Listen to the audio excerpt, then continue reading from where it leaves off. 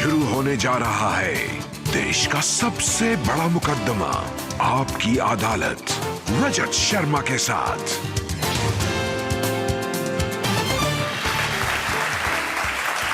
नमस्कार, आपकी अदालत में आपका स्वागत है। आपकी अदालत में आज पेश करेंगे इस देश की सुरक्षा के लिए लड़ने वाली हमारी बहादुर सेना के एक ऐसे सिपाही को, एक ऐसे कमांडो को जो इस सेना के सर्वोच्च पद तक पहुंचा। हम पेश करेंगे आर्मी के former chief general VK Singh को। General VK Singh.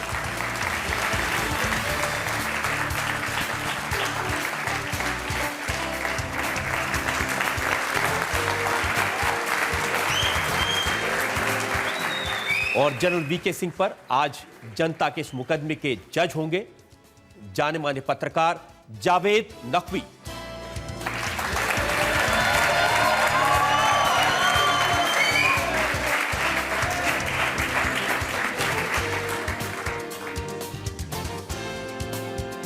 आपकी अदालत में जनता भी है, मुल्जिम भी है, जनता के जज भी हैं।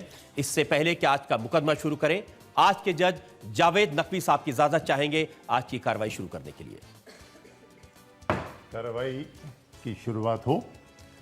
और इससे पहले कि पहला इल्जाम लगे जनरल साहब आप पर, एक नजर डालेंगे जनरल वीके सिंह के बैकग्राउंड पर।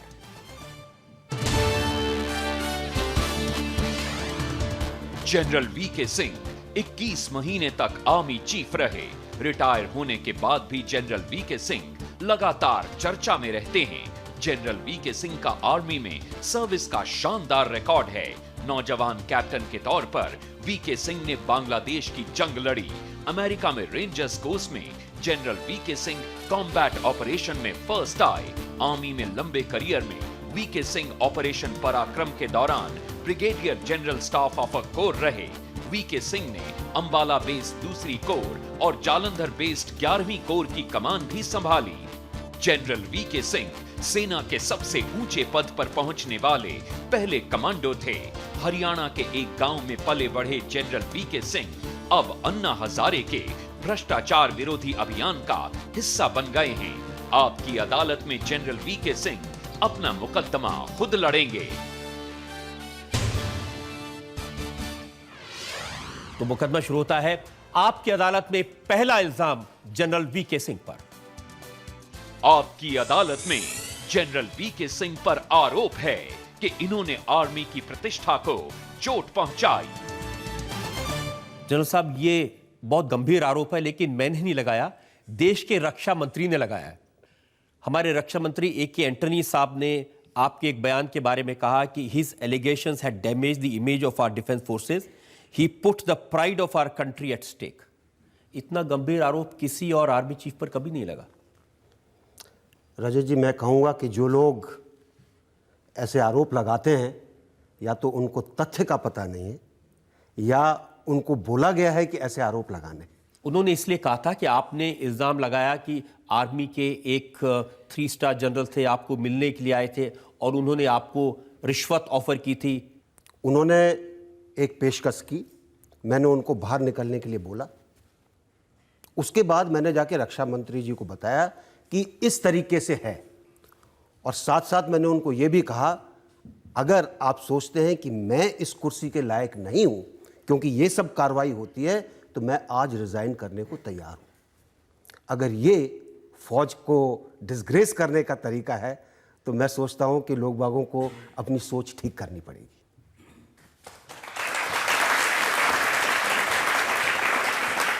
अगर एक 26 लाख की गाड़ी सेना को 1 करोड़ के अंदर बेची जाएगी तो क्या ये सही है? ये मैं आपके ऊपर छोड़ता हूं, जज साहब के ऊपर छोड़ता हूं। लेकिन जनरल साहब, ये तो सही है कि आर्मी में इस तरह की घटनाएं पहले भी होती रही हैं, पहले भी लोगों ने आकर के किसी आर्मी चीफ को ब्राइब करने की कोशिश की होगी, लेकिन ये बात अंदर तक रही, किसने पब्लिक में आके इस तरह से पूरे आर्मी को बदनाम करने की कोशिश नहीं की। देखिए, जो शख्स थे उन्होंने मुझे कहा, आपसे पहले भी लोग लेते रहे हैं, आपके बाद भी लोग लेते रहेंगे। मैंने कहा मुझे माफ़ करिए, मैं उनके अंदर नहीं हूँ। और मैं ये कहूँगा कि इस चीज़ को उजागर करना बड़ा ज़रूरी है, क्योंकि इससे देश को ठेस पहुंचती है, इससे सेना को गलत चीजें मिलती हैं। और अगर हम इन गलत चीजों को नहीं रोकेंगे तो हमको देश के प्रति प्यार नहीं है। अगर हमको अपने देश के प्रति प्यार है तो हमको ऐसी चीजों को रोकना पड़ेगा। लेकिन ऐसी चीजें रुकी नहीं। आजकल हम सुन रहे हैं हमारे एयर मार्शल त्यागी, उनके बारे में कि उन्होंने कुछ बिचौलियों को साथ में रखा, उनकी दोस्ती की और उन्होंने पैसा लिया हेलीकॉप्टर डील में। देखिए, चीजें सामने आ रही हैं, कुछ इसके ऊपर फैक्ट्स आज भी कुछ निकल कर आए हैं। ये जो भ्रष्टाचार की जो हम बात कर रहे हैं, इसमें ज्यादा हिस्सा उन लोगों का होता है जो प्रोक्योरमेंट के प्रोसीजर्स के अंदर हैं। अगर आपको याद होगा, कुछ साल पहले मध्य प्रदेश के एक आईएएस अधिकारी थे जोशी, जिनके बिस्तर के नीचे करोड़ों रुपए लगे हुए थे। वो मिनिस्ट्री ऑफ डिफेंस के अंदर जॉइंट सेक्रेटरी थे, बड़ी अहम पोस्ट पर थे। तो उस तरह के लोगों का काफी हाथ होता है।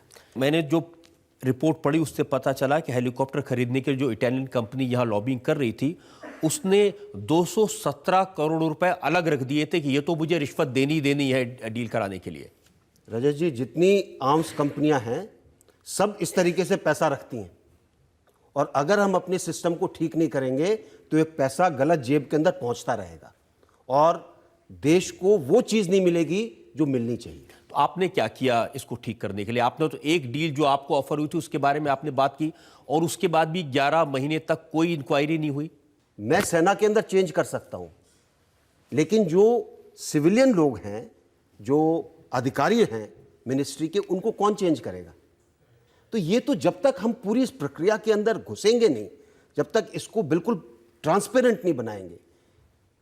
अगर हमने भ्रष्टाचार को दूर करना है तो दो चीजें चाहिए, पारदर्शिता, ट्रांसपेरेंसी, हर एक चीज की सामने हो बिल्कुल, किसने फैसला लिया, क्यों लिया, कैसे लिया।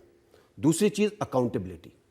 अगर आदमी गलत है तो आप उसको सूली पर टांग दीजिए, आप देखिए भ्रष्टाचार ठीक हो जाएगा। बोफोर्स गन के बारे में, हेलीकॉप्टर के बारे में, नाइट विजन इक्विपमेंट के बारे में जो खरीदते हैं उसके अंदर कहीं भ्रष्टाचार निकलता है। कोई ना कोई आदमी भ्रष्टाचारी उसमें मिला होता है। अब आप देखिए, पीछे अभिषेक वर्मा का जब केस चला, उसमें बताया गया कि उनके पास टॉप सीक्रेट जो ईयरली प्रोक्योरमेंट की जो चिट्ठी है वो जाती थी। हमको ये भी पता है कि जो टाटा के जो मालिक हैं उनके पास भी वो जाती थी। अब ये कौन पहुंचाते थे? कोई ना कोई तो मिनिस्ट्री के अंदर होगा ना जो उनको भेजने वाला है। देखिए, सच क्या है, भ्रष्टाचार होता है, ब्राइब्स ली जाती हैं, मिडिलमैन होते हैं, कंपनियां ये काम कर रही हैं, लेकिन अब कोई पकड़ा नहीं जाता। 2004 के बाद डिफेंस डील पर 39 केसेस रजिस्टर हुए, सीबीआई ने किए, और एक भी केस ऐसा नहीं जिसमें सीबीआई को कुछ मिला हो। सीबीआई को आप स्वतंत्र कर दीजिए, सीबीआई के ऊपर से पॉलिटिकल कंट्रोल हटा दीजिए, ये 39 के 39 जेल में जाएंगे।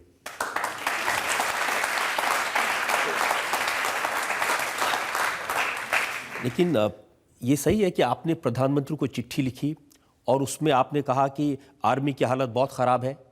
आपने कहा कि हमारे जो टैंक हैं उनके लिए बारूद गोले हमारे पास नहीं है। हवाई सुरक्षा के 97% उपकरण बेकार हो चुके हैं। अगर लड़ाई होगी तो ना हमारी एयरफोर्स लड़ने लायक है, ना हमारी आर्मी लड़ने लायक होगी। ये चिट्ठियां हर चीफ समय समय पर लिखता है, लेकिन लीक आपकी चिट्ठी होती है। अब वो किसने लीक की वो किसी को जानना जरूरी है। आर्मी की सिस्टम के अंदर से चीजें लीक नहीं होती हैं। हमेशा चीजें तब लीक होती हैं जब वो आर्मी के बाहर जाती हैं, जब मिनिस्ट्री के अंदर जाती हैं और कहीं पर जाती हैं। आज क्या आप जनता को ये बता सकते हैं कि हम कितने प्रिपेयर्ड हैं अपनी सुरक्षा करने के लिए? आपकी सेना चुनौतियों का सामना करने में सक्षम है, लेकिन क्योंकि एक मॉडर्नाइजेशन की एक प्रक्रिया होती है, और मॉडर्नाइजेशन का मतलब होता है कि आपके पास 30% आधुनिकतम एब्सोल्युटली न्यू सामान होना चाहिए, लेटेस्ट टेक्नोलॉजी का, 40% के करीब एग्जिस्टिंग टेक्नोलॉजी का होना चाहिए, और 30% ऐसा होना चाहिए जो फेज आउट हो रहा है। तो ये चीज चलती रहती है, ये एक डायनेमिक प्रोसेस है। अगर इसके अंदर कहीं पर कमी आ जाती है तो जो आपको चाहिए उसके ऊपर थोड़ी सी दिक्कत आती है। अब अगर टैंक का गोला, अगर हम कहते हैं कि एक पर्टिकुलर गोले की बात है ये, अगर वो गोला आपके पास नहीं है तो उस कमी को पूरा करने के लिए, दूसरे टैंक को मारने के लिए दूसरा तरीका है जिसके अंदर ज्यादा दूसरे तरीके के गोले खर्च होंगे। ये नहीं है कि आपके पास कुछ नहीं है। लेकिन घबराने की जरूरत नहीं है अभी जनता को। बिल्कुल घबराने की जरूरत नहीं है। आपकी अदालत में जनरल वीके सिंह पर इल्जाम है कि ये दुश्मनों के प्रति मुलायम हैं। जनरल साहब, हमने आपकी लड़ाई की बड़ी बड़ी बातें सुनी है, लेकिन अभी आपका एक बयान मैंने देखा, इसमें लिखा है कि जनरल वीके सिंह ने जनरल परवेज मुशर्रफ की भरपूर तारीफ की और कहा कि वो एलओसी पार करके, ये कारगिल के वक्त की बात है, 11 किलोमीटर अंदर आ गए भारत के और उन्होंने अपनी फौज के साथ बाकायदा पूरी रात भी गुजारी। मुशर्रफ साहब तो बड़े कमांडर निकले। Musharraf chief of the army staff था। अगर वो 11 किलोमीटर अंदर जाकर अपने सैनिकों के साथ रह सकता है तो हमको मानना चाहिए कि कुछ उसके अंदर इस चीज की हिम्मत थी। लेकिन हमको यह भी तो पूछना चाहिए कि वो वापस कैसे चला गया फिर? नहीं, वही मैंने उसके बाद दूसरा अगर हमारी बॉर्डर में आ जाए तो फिर पकड़ लेना चाहिए था। मैंने इसीलिए अपने बयान के अंदर उस दिन यह भी कहा था कि अगली चीज यह है कि हम इस चीज के बारे में सोचें कि वो 11 किलोमीटर आया कैसे और चला कैसे गया, हमने जाने कैसे दिया उसको। और तीसरी चीज मैंने एक और कही थी कि एक chief of the army staff बाद में वो प्रेसिडेंट बना और हमेशा कहता रहा कि कारगिल के अंदर उसने कुछ नहीं किया, लेकिन यहां पे उजागर हो रहा है उसका कि वो 11 किलोमीटर अंदर आया, तो इसका मतलब अब तक जो वो बोलते रहे सब झूठ। मैंने मुशर्रफ साहब के लंदन में बयान देखे, उन्होंने कहा कि जून 98 से मई 99 तक 7 बटालियन वहां पहुंच गई पाकिस्तानी आर्मी की। 120 किलोमीटर के बॉर्डर पर 100 से ज्यादा पोस्ट उन्होंने क्रिएट कर ली, पूरी जगह पर कब्जा कर लिया और इंडियन आर्मी को पता भी नहीं चला। देखिए, मैं कह रहा हूं ना कि मुशर्रफ साहब जो कहते हैं उसका विश्वास करना बड़ा मुश्किल है। हां, जो हमारी गलती हुई है कारगिल के अंदर उनको हमें पहचानना चाहिए। वो गलती क्या थी कि हमने हमारा जो इंटेलिजेंस महकमा था, चाहे वो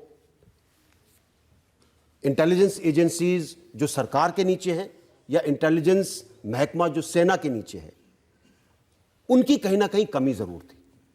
कुछ वहां पे जो कमांडर्स थे उनकी कमी थी कि उन्होंने शायद उतनी मुस्तैदी नहीं रखी जो कि उनको रखनी चाहिए थी, और कहीं पर इस चीज की भी कमी थी हाईएस्ट लेवल पर कि जो विश्लेषण हुआ या एनालिसिस हुआ, जो रिपोर्ट आ रही थी, उनके ऊपर शायद पूरा ध्यान नहीं दिया। ये सही है कि मुशर्रफ साहब का कहना कि इतनी जगह पर उन्होंने कब्जा कर लिया था कि पूरी जो सड़क थी वो उनके कब्जे में थी और हिंदुस्तानी फौजों का जम्मू कश्मीर में मूव करना मुश्किल हो जाता अगर वहां बने रहते।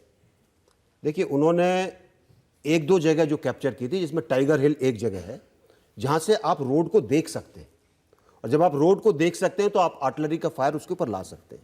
लेकिन इसके बावजूद हमारी कॉन्वॉयज रुकी नहीं।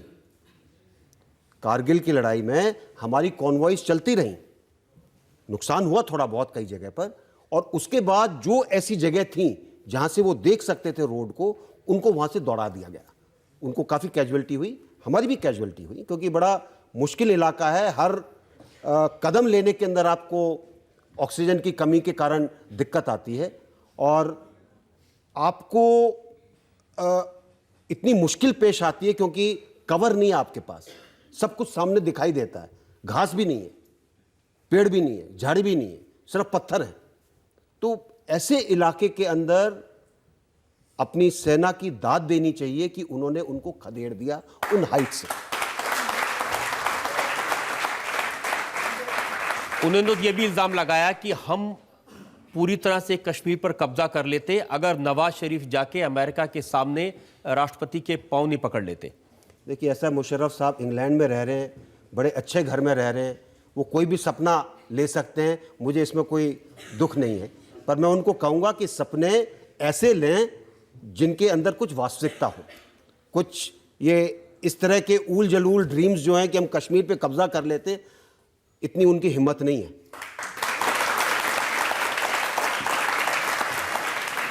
ये सिर्फ मुशर्रफ साहब की बात नहीं है, अगर रिपोर्ट देखें तो पिछले एक साल में, जिस दौरान आप भी आर्मी चीफ थे, 127 बार सीज फायर का वायलेशन किया पाकिस्तान ने। देखिए, सीज फायर के बारे में एक चीज समझिए,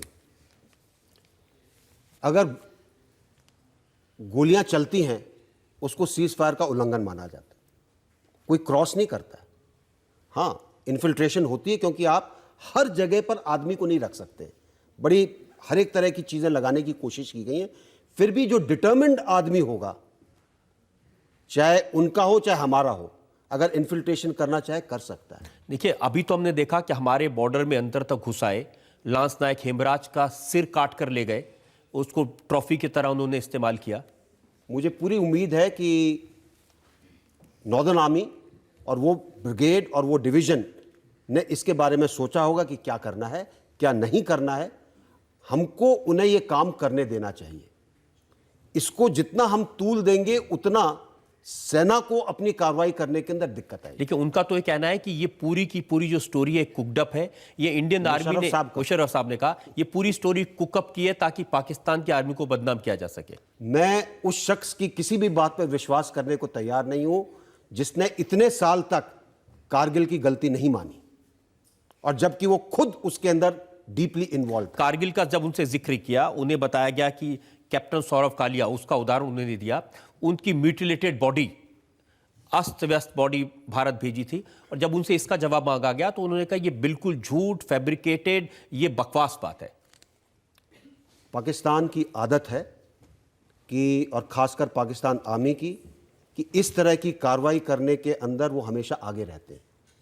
और मैं सौरव कालिया की बात ही नहीं कह रहा हूं, 1965, 1971 जो भी लड़ाई है उसमें जिस बर्बरता से हमारे कैदियों को उन्होंने ट्रीट किया है उसका शायद जिक्र करना यहां पे ठीक नहीं।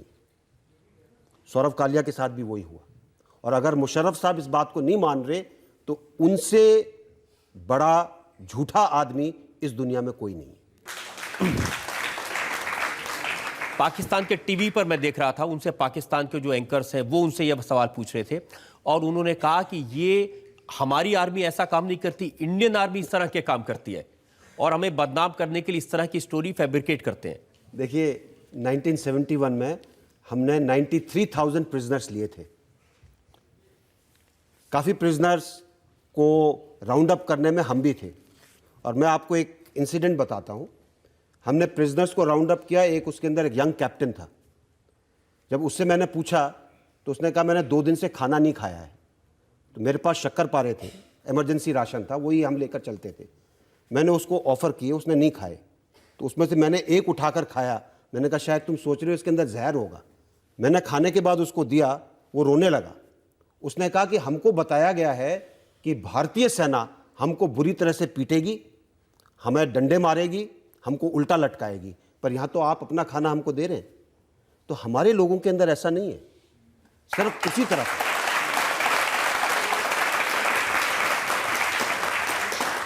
मैं आपकी बात मान लेता हूं कि हमारा व्यवहार, आपने तो व्यक्तिगत उदाहरण दिया, हमारा व्यवहार अच्छा रहता है, उनका व्यवहार खराब रहता है। 71 से लेकर आज तक वो म्यूटिलेटेड बॉडीज हमें भेजते हैं, हमारे सोल्जर्स की बुरी हालत करते हैं, पीटते हैं, उनके शव को भी क्षत विक्षत कर देते हैं, और हमारी सरकार उन्हें लव लेटर लिखती है। देखिए, यही एक दुर्भाग्यपूर्ण चीज़ है। मेरे ख्याल से जब सौरव कालिया का शरीर वापस आया था, उस टाइम पर सरकार को इस चीज़ को यूएन के अंदर उठाना चाहिए था कि ये एक ऐसा देश है जो किसी यूएन की चीज़ को मानने को तैयार नहीं है, जो जिनेवा कन्वेंशंस के बारे में कुछ नहीं करता है। और अगर हम कोशिश करते, बाकी देशों को साथ लेते, तो हम उसको कटघरे में खड़ा कर सकते थे। लेकिन पता नहीं किस कारण से हमारे अंदर एक अचानक प्रेम जग जाता है कि नहीं, हम पाकिस्तान को अपना भाई बनाना चाहते हैं। अच्छी बात है, भाई बनाना चाहिए, लेकिन अगर वो गलत काम करता है तो उसको थप्पड़ भी मारना चाहिए। मुशर्रफ साहब की शिकायत तो यह है कि आपने हमारे हॉकी प्लेयर्स को क्यों नहीं खेलने दिया, आपने हमारे सिंगर्स को क्यों नहीं गाना गाने दिया, उनको क्यों वापस भेज दिया। अगर कोई देश गलत काम कर रहा है तो उसके साथ इस तरह के संबंध के अंदर जितना देरी की जाए उतना अच्छा है। हमें नहीं चाहिए कोई ऐसा देश जो हमारे लोगों को क्रूरता के साथ इस तरह से पेश आता है और हम उसको कहें कि आइए, ये लीजिए, खाना खाइए, ये पकवान खाइए, हमारे साथ बैठिए। मेरे ख्याल से इससे बुरी चीज़ कोई नहीं हो सकती। तो आप कह रहे हैं कि पाकिस्तान को ईंट का जवाब बिल्कुल देना चाहिए, पत्थर से देना चाहिए। बिल्कुल देना चाहिए, जहां पे ज़रूरत पड़े। अब तक पाकिस्तान ने हमारी दोस्ती के हाथ को कभी कबूल नहीं किया, कभी कबूल नहीं किया। तो हमको कुछ सोचना पड़ेगा कि उनके साथ ठीक पेश आने की क्या नीति होनी चाहिए। और मेरी समझ के अंदर ये कि जो हमारी नीतियां हैं वो एक सार होनी चाहिए। आज आप बता दी जनता को कि पाकिस्तान के साथ कैसे ट्रीट करना चाहिए। देखिए, पाकिस्तान को ट्रीट करने के लिए पाकिस्तान को यह पता होना चाहिए कि अगर पाकिस्तान गलती करेगा तो हम उससे गलत पेश आएंगे, अच्छा रहेगा तो हम अच्छे रहेंगे।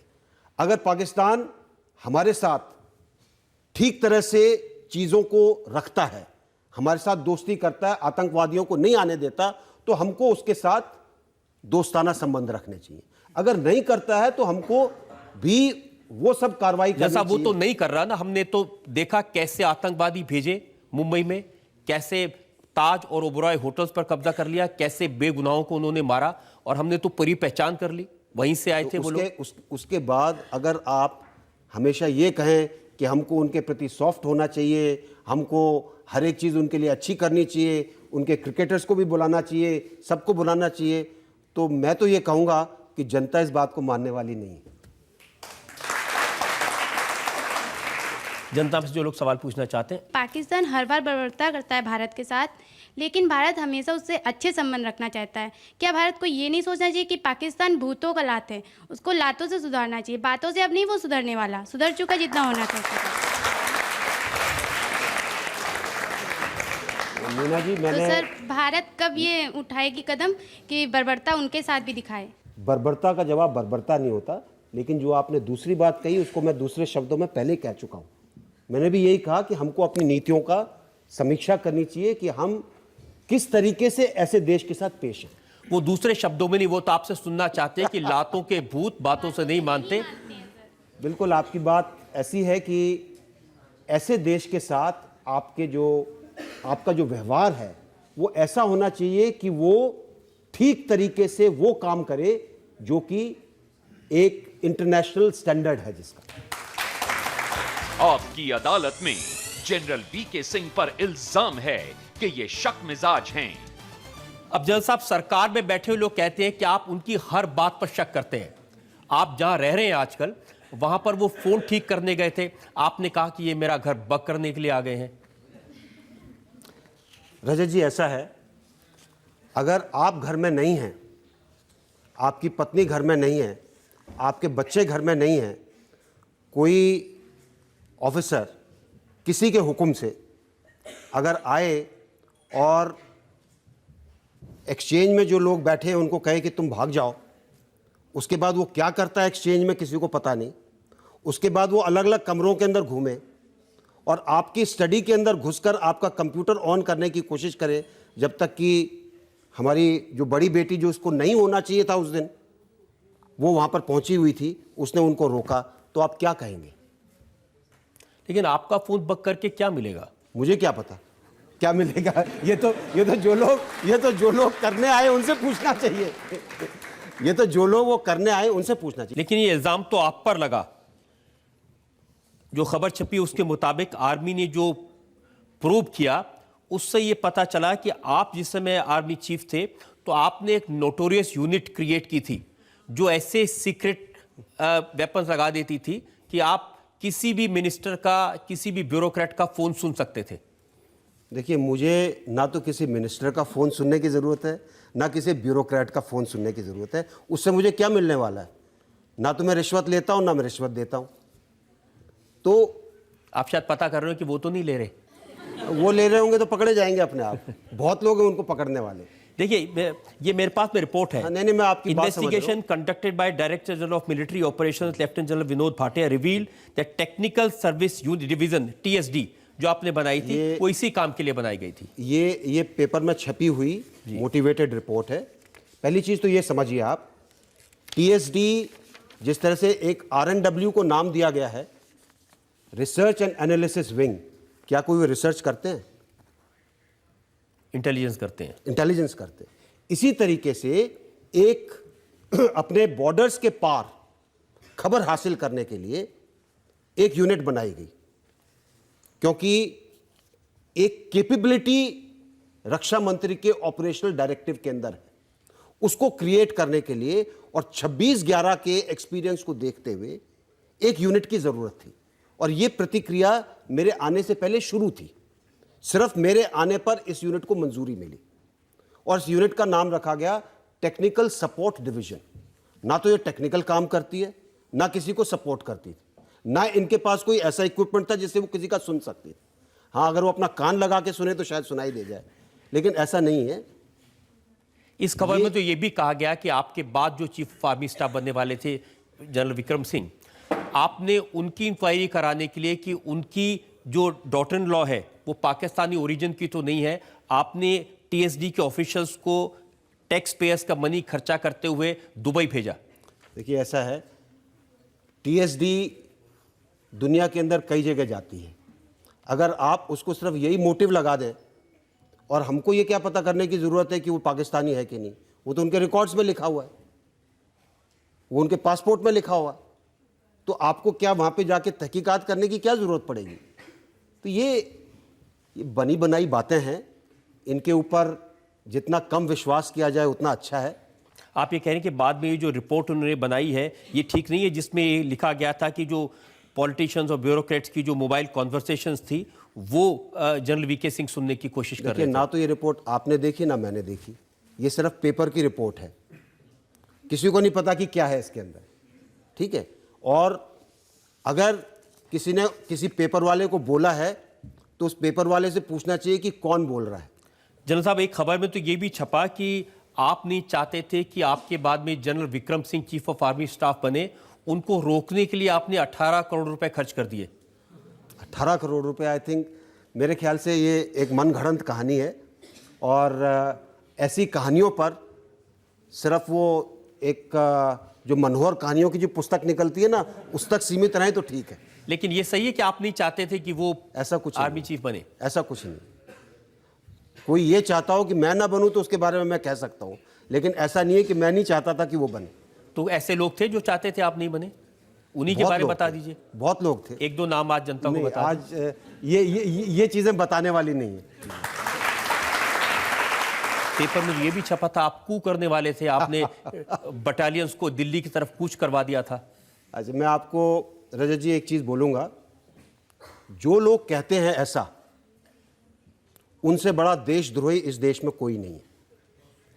आप अपनी सेना, भारतीय सेना जिसका इतना अच्छा एक इतिहास रहा है, उसके ऊपर अगर लांछन लगाने की कोशिश करते हैं तो आपकी मंशा के ऊपर शक है। और इसके पीछे, आज मैं आपके सामने बता रहा हूं, इसके पीछे कुछ ब्यूरोक्रेट्स थे, कुछ हमारे ही ऐसे ऑफिसर थे जो उनको सिखा रहे थे गलत चीज के लिए। ये दोनों यूनिट्स रूटीन मोबिलाइजेशन के लिए चली थी, और अगर इसके 6 या 7 दिन के बाद का प्रकरण आपको याद हो तो आपको पता होगा कि मालदीव्स के अंदर क्या हुआ था। ये दोनों यूनिट्स वहां पर जाती अगर जरूरत पड़ती तो क्या मोटिव हो सकता है? मोटिव बहुत सिंपल है। एक आदमी खड़ा हो गया आपके गवर्नमेंट के खिलाफ कि आप गलत काम कर रहे हैं, तो आप उसको बदनाम करना चाहते हैं, आप किसी तरह चाहते हैं कि उसको दबाया जाए। आपका ट्रक का घोटाला निकला, उसके अंदर कौन कौन लोग शामिल थे? एक प्रिंसिपल सेक्रेटरी थे प्राइम मिनिस्टर के जिन्होंने प्लॉट लिए थे उससे, एक चेयरमैन है प्लानिंग कमीशन के जिनका बेटा उस कंपनी के गेस्ट रूम्स में 1.5 साल तक रहा था। मिनिस्ट्री के अंदर पता नहीं कितने लोग होंगे जिन्होंने उससे पैसा लिया होगा। तो सबकी जेब पर लात लगी ना, तो चाहेंगे कि किसी तरीके से आपको बदनाम किया जाए। आप कह रहे हैं कि वो जो लोग इस तरह की मोटिवेटेड बातें फैला रहे थे, इस तरह की मोटिवेट लीक कर रहे थे, उनका कहीं ना कोई वेस्टेड इंटरेस्ट था। बहुत वेस्टेड इंटरेस्ट था, बहुत वेस्टेड इंटरेस्ट था, और सिर्फ उनका एक वो था कि किसी तरह से इस आदमी को बदनाम किया जाए। हिंदुस्तान की फौज और मैं जनता के सामने कह रहा हूं, कभी कू नहीं करेगी, वो इस देश की रक्षा करेगी।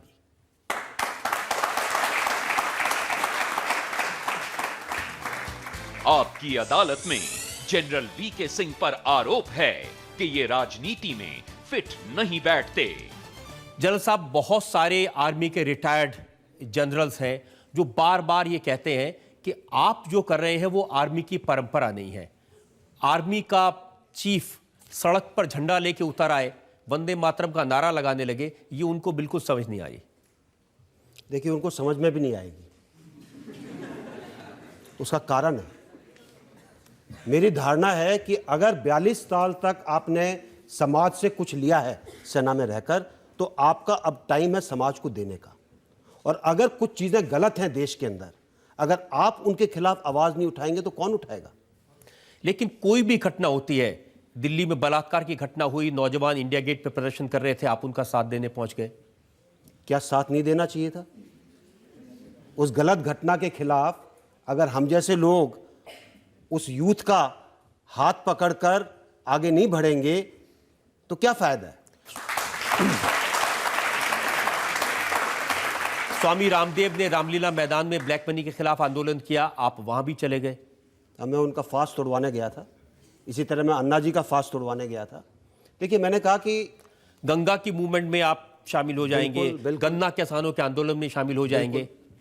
जीने के दो तरीके हैं, एक वो कि आप घुटने के बल बैठ जाएं और जो आपको भिक्षा में देता आप वो ले लें, जो चल रहा है उसको चलने दें, सिर नीचे करें, अपने स्वाभिमान को उठा के फेंक दें। और दूसरा तरीका है गर्दन उठाकर खड़े होकर हर गलत चीज का विरोध करें। लेकिन उसकी एक कीमत है, और वो कीमत है कि सब लोग आपका विरोध करेंगे, जिस तरह आप मेरे ऊपर आरोप लगा रहे हैं। मेरा तो काम है जनरल साहब ये पूछना, लेकिन अगर आप ये सब नहीं करते तो आप कहीं एम्बेसडर बन जाते, आप किसी स्टेट में गवर्नर बन जाते, अगर तो भी आप लोगों की सेवा कर सकते थे। देखिए, अगर ऐसा है कि गवर्नर या एम्बेसडर बनना होता तो शायद मैं टाटरा की बात ही नहीं निकालता, मैं चुपचाप बैठा रहता, जो गलती थी फौज के अंदर होने देता। ऐसे ही होता है। हर जज 64 साल की जब उम्र पा लेता है तो वो ये देखता है मैं किस कमीशन में जाऊं। हर ब्यूरोक्रेट जब रिटायर होने वाला होता है तो जो उसको बोला जाए उसको पूरे तरीके से करता है, चाहे वो गलत हो, क्योंकि वो ये चाहता है कि उसको कुछ इसके बाद मिल जाए। तो अगर यही आप करना चाहते हैं तो फिर वो खड़े होकर जीना नहीं है। अब जिस तरह से आप जी रहे हैं, जिस तरह हर आंदोलन में आप खड़े हो रहे हैं, आपको लगता है कि आप नेताओं को सुधार देंगे? देखिए, मैं नेताओं को नहीं सुधारने आया। मेरा सिर्फ एक छोटा सा मिशन है, और वो मिशन है रिक्लेम इंडिया, भारत का पुनरुद्धार लोगों को जगाने से। अगर मेरी बात से, अगर अन्ना जी के साथ रहकर अगर मैं ये जागृति पैदा कर सकूं सबके अंदर कि उन्होंने गलतियों के खिलाफ खड़ा होना है, उन्होंने सिस्टम को बदलना है, उन्होंने इस राजनीति को बदलना है, तो मैं सोचता हूं कि मैं सफल हूं। आप एक तरफ तो भ्रष्टाचार के खिलाफ आवाज उठाते हैं और स्टेज पर हम आपको देखते हैं ओम प्रकाश चौटाला के साथ बैठे हैं, और चौटाले जी 10 साल के लिए भ्रष्टाचार में अंदर है। देखिए, आपकी बात बिल्कुल ठीक है। वो जो रैली थी वो रैली थी हरियाणा डे पर, और वो रैली थी देवीलाल जी के लिए। और अगर आपको पता होगा, देवीलाल जी का हरियाणा के अंदर एक बड़ा भारी स्थान है, इसलिए कि उन्होंने गरीबों के लिए बहुत काम किया। आज सब स्टेट्स जो हैं वो ओल्ड एज पेंशन की बात करते हैं, देवीलाल जी ने तब शुरू की। उस टाइम पर साइकिल के ऊपर एक टैक्स लगता था, टोकन लेना पड़ता था। जो किसान बेचारे बाजार जाते थे वो पुलिस उनको पकड़ती थी, उन्होंने वो टैक्स उनका माफ किया ताकि वो जा सके। बहुत काम किया उन्होंने। वो सब करने से चौटाला जी का भ्रष्टाचार का आरोप तो खत्म नहीं होता? नहीं, चौटाला जी को रहने दीजिए ना। तो चौटाला जी के लिए तो मैं गया नहीं था, मैं तो देवीलाल के लिए गया था। और अगर वहां पे चौटाला जी थे तो उनको मैं कैसे भगाता वहां से, वो उनके पुत्र हैं।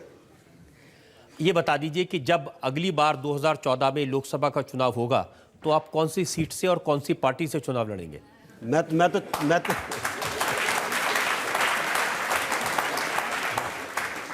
देखिए, राजनीति के अंदर मेरा कोई इंटरेस्ट नहीं है।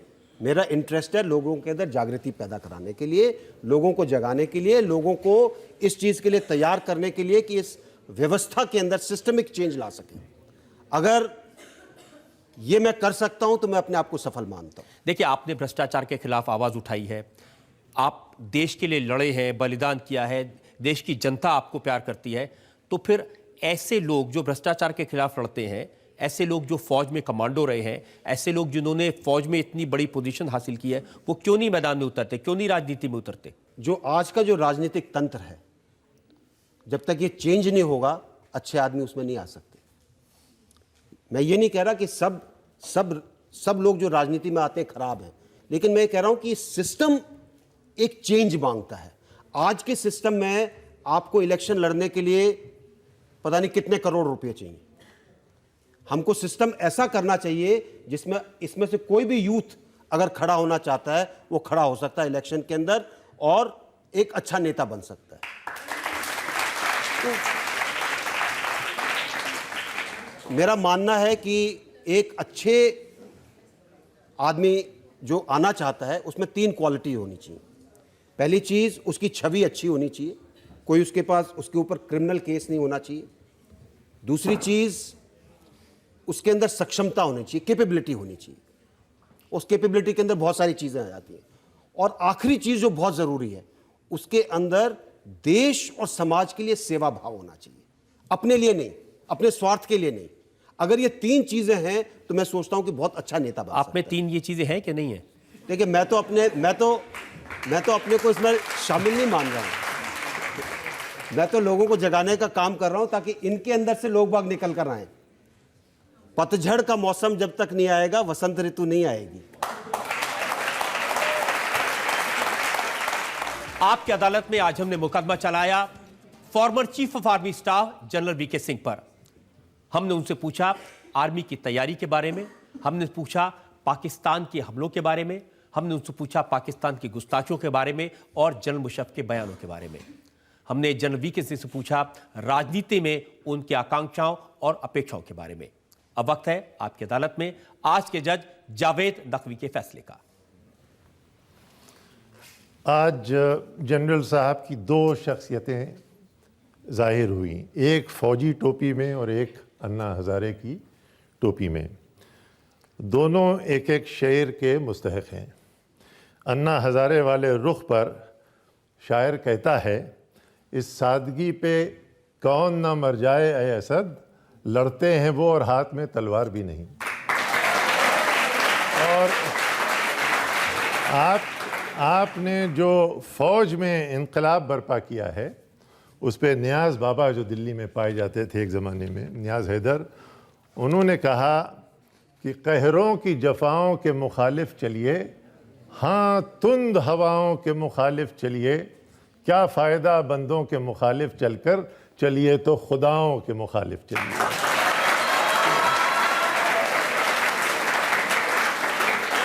इस 2 शेरों के मद्देनज़र अदालत आपको बाइज़्ज़त बरी करती है। Thank you sir, thank you. हमारी उम्मीद है, हमारा विश्वास है, जनरल वीके सिंह ने जिस तरह से आर्मी की सेवा की, उसी तरह से देश की जनता की सेवा करते रहेंगे, नौजवानों को जगाने का काम करते रहेंगे, भ्रष्टाचार के खिलाफ आवाज उठाते रहेंगे। आज का मुकदमा यही खत्म करते हैं। अगले सप्ताह आपसे मुलाकात होगी एक नई शख्सियत के साथ। तब तक के लिए नमस्कार।